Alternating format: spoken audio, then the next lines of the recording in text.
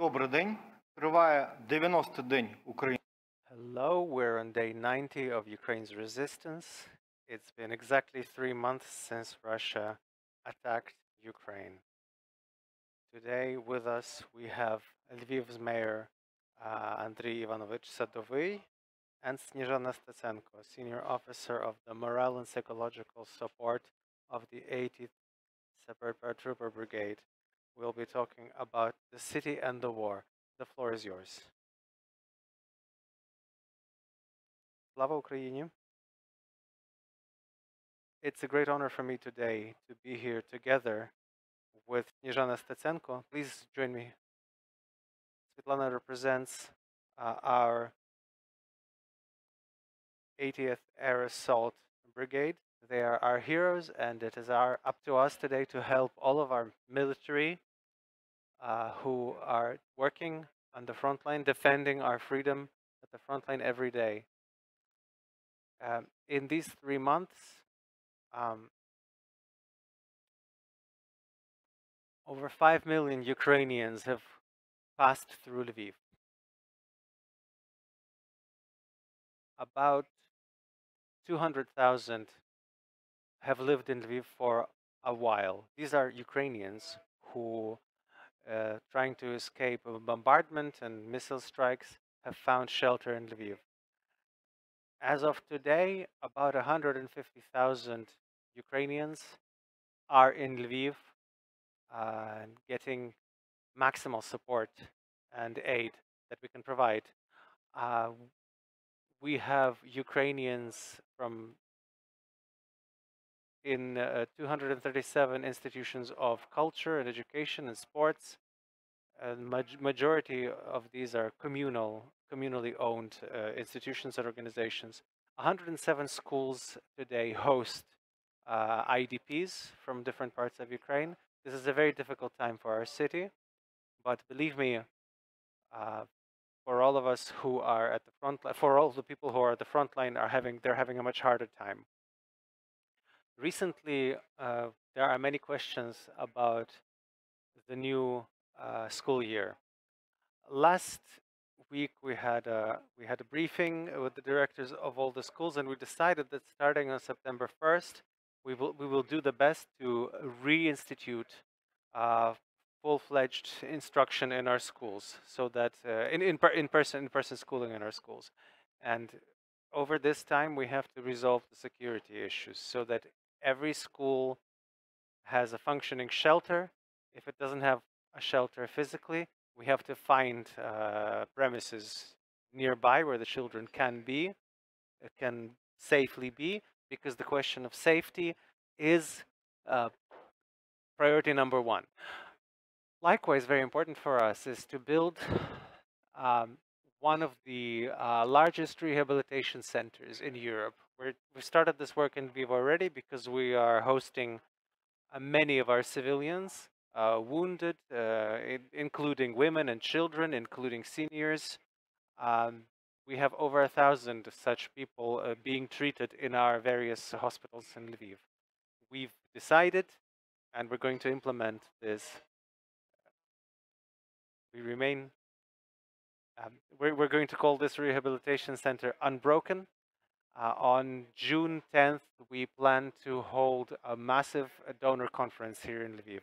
Of course, we're implementing this project together with the healthcare ministry, and we would like to invite everybody to join, all people goodwill to join us, join our effort. We expect thousands and thousands of our citizens who will need serious rehabilitation, both psychological rehabilitation and social rehabilitation, physical rehabilitation, of course.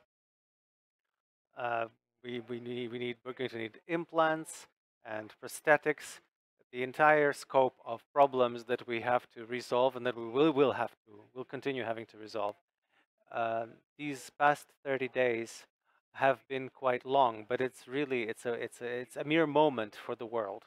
But very often it is this labor that we do not see. It is this labor of the great number of simple Ukrainians who have sacrificed.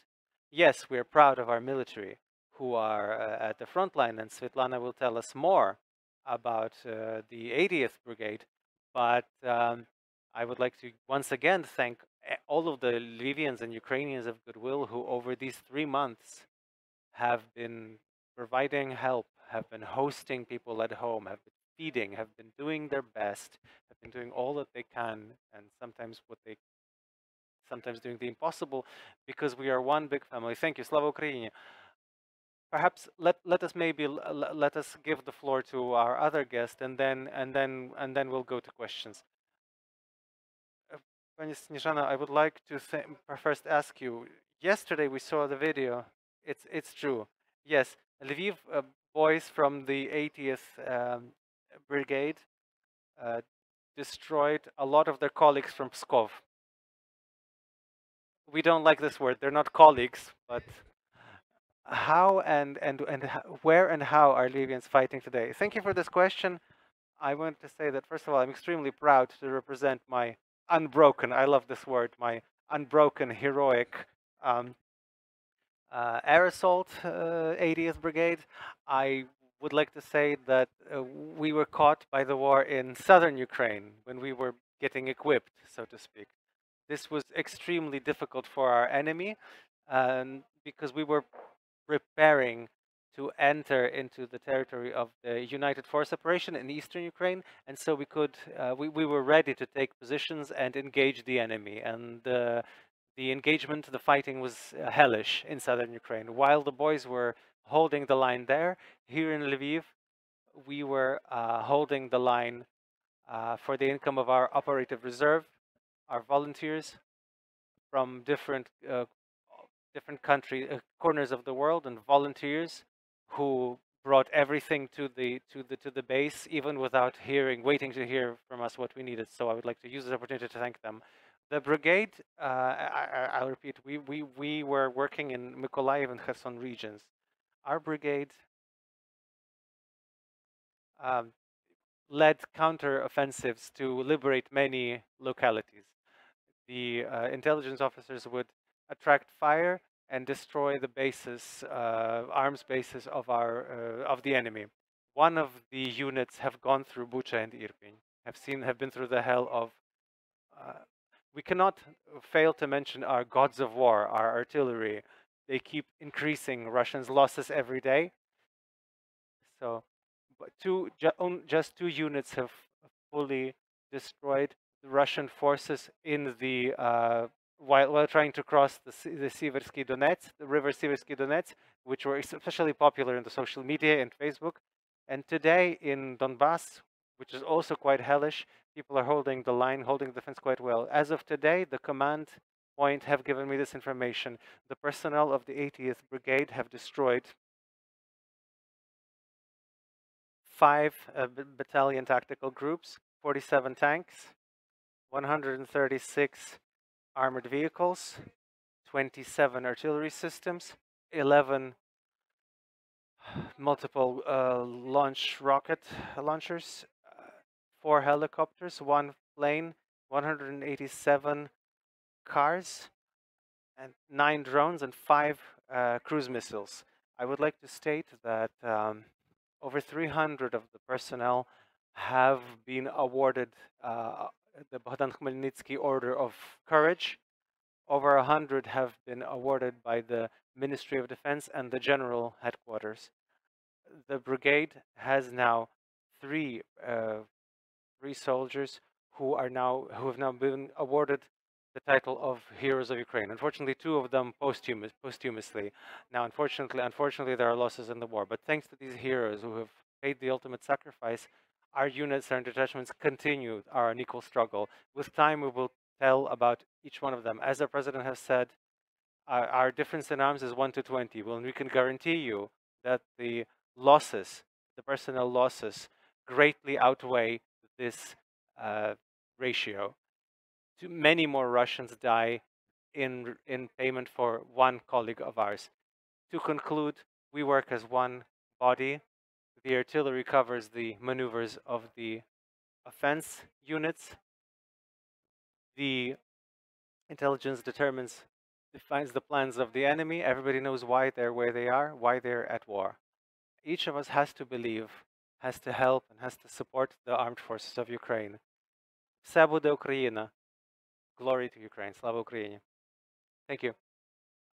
We will switch to questions if we have any. Yes. Антоніна Костик, твоє місто. Could you tell us how do you plan to start the learning process? Where will people be sent who are living and staying in some of the schools? Is there a specific plan in terms? Yes, we've made a decision. If the situation allows, then starting on September 1st, we start the full instruction in our schools. The questions are primarily the questions of security, to have reliable shelters, and we have 3 months to prepare all this. If the school has a shelter, fine. It simply has to be brought to proper condition. If the school does not have a physical shelter, we have to find some neighboring premises. Yes, it's true. A great number of Ukrainians are now staying in schools. We have 107 schools that work as shelters. And we plan over these 3 months, we plan to find new locations where we could provide new living conditions, respectful, good living conditions for Ukraine. I will not give specific addresses today where we're going to move these people for security reasons. How many module buildings do you plan to still organize in Lviv, and what are the principles for selecting the people sent there? Today we've had 3 these module towns, and where about 1,000 internally displaced people now live. The principle is quite simple. These are the people who turn to us. Whoever, it's a first come first serve so far. We don't have any kind of separate selection. Usually all the people who are staying there now are IDPs from the east, from the south. These are women, children, sometimes seniors. Yes, we have had preliminary talks about new construction, new buildings, but we've started building a more permanent construction. But it's built. It should be built quickly. It's a wooden structure, a timber structure where pregnant women will be staying. We will have about 160 people staying there, and we plan to open this campus in mid-July. The work is ongoing. Are there more questions? Yes. Yes, please. Святослав Драбчук, Перший Західний. Андрій Іванович, I have 3 questions. How has the city changed since the start of the war, and how have your responsibilities as a leader of the Lviv community, territorial community, changed? Well, life changed utterly, because we had one kind of life prior to February 24th, and everything we have completely different now. Right now, we're all working. There's no weekends. It's work 24/7, and our duties include doing what we were doing already, and then also take care of the great number of our new citizens. You have to understand. You have to be clear that 5 million people have passed through Lviv, and about 2 million of those lived in Lviv for some time. 200,000 lived there permanently for a longer period, and only recently, in recent weeks, do we see a trend where slowly residents are coming back to Kyiv, partially to Kharkiv, the cities where they can go back. But 150,000 people are still living in Lviv today, and essentially all of our education workers are helping our Ukrainians. It's a massive strain on infrastructure, but first of all, we were preparing for this.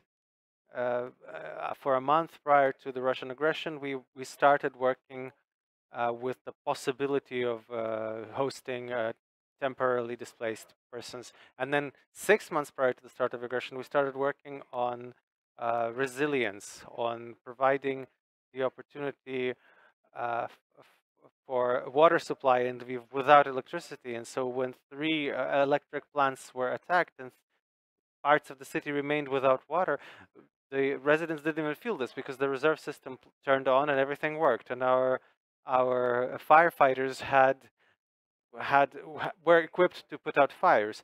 Now, I cannot assess our work over the past 3 months yet. I think the war will end not when we squeeze the enemy out of our country.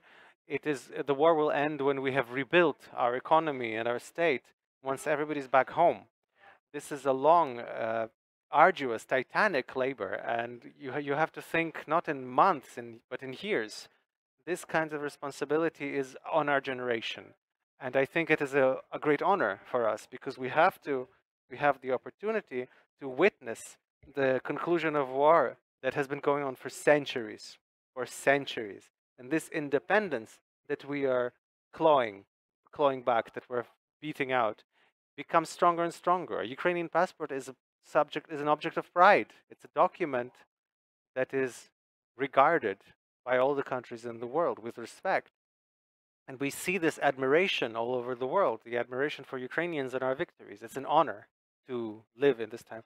How have your duties changed in this time? And also, last question, what is the role of the city in the war? Because at the start of the war, the city was this kind of hub that received aid, received the internally displaced. What is the role of the city? Well, we remain one of the greatest hubs for the internally displaced. I don't think that there's a city in the world that receives more people. As for medical support, we're one of the biggest hubs in the world. As for humanitarian aid, because all of the international organizations have one of the locations within Lviv and or the region. So as of today, it's very important to us to build the new economy, and these companies that have come to Lviv, who have lost everything, often lost everything in the east, and they're starting their business from scratch here. They have remained in Lviv, they've stayed in Ukraine. This is very important. And the people who stay in Lviv, they stay in Ukraine because it is important for us to rebuild our cities and rebuild our state. How have my duties changed? Well, there are only more duties. No one removed the duties that I had prior to the Russian invasion. But right now, there's almost like another city living in Lviv, and especially in the first weeks, it was very difficult, because in the earliest weeks, about 60,000 people passed just through the train station, and if we had not organized the space in front of the train station, we wouldn't have had the physical capacity to do this work. It was a difficult decision, but it was timely. So in war,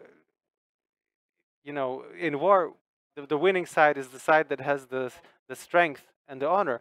And thank God that the military were preparing as well. We're ready to take more questions from the room if there are any. Yes. Yes. In your opinion, what are the key decisions that the city has made over the course of the war? Well, when you have 5 million people passing through the city and 2 million stay to live for some time, and then 200,000 stay permanently, and then the entire system absorbs this huge number of people, I think this is a massive, massive work that was done by all of the services, by the teachers, the medics, the social services, our entire communal infrastructure, all of the employees. So we have shown an example, because when in the earliest days, in the earliest weeks, you had people from different international organizations, journalists coming in, they couldn't understand how does this whole thing work, because according to their forecast, it was supposed to be total destruction, just chaos, whereas everything actually worked reasonably well. Yes, it was difficult. Remember when people were cooking food at home and bringing it for free, bringing this help to the train station, or bringing them to schools, or all of the clothes. How many clothes were donated, and how many people were hosted in people's homes? I mean, we didn't pay people to do this, you see. So our main article of expenditure is ensuring the functioning of the city and support of the military. That's a #1 priority. Thank you. Are there more questions? Are there questions for Snizhana, perhaps? No. I have a question for Snizhana. You beam this optimism. Where do you find this energy, this power? I'll tell you. I have a pillow at home, so I can't. We were talking about, my job is more morale and psychological support. If I break down, things will be very bad. So yeah, very proper stance. Thank you. Thank you. Slava Ukraini. Thank you. This has been Media Center Ukraine.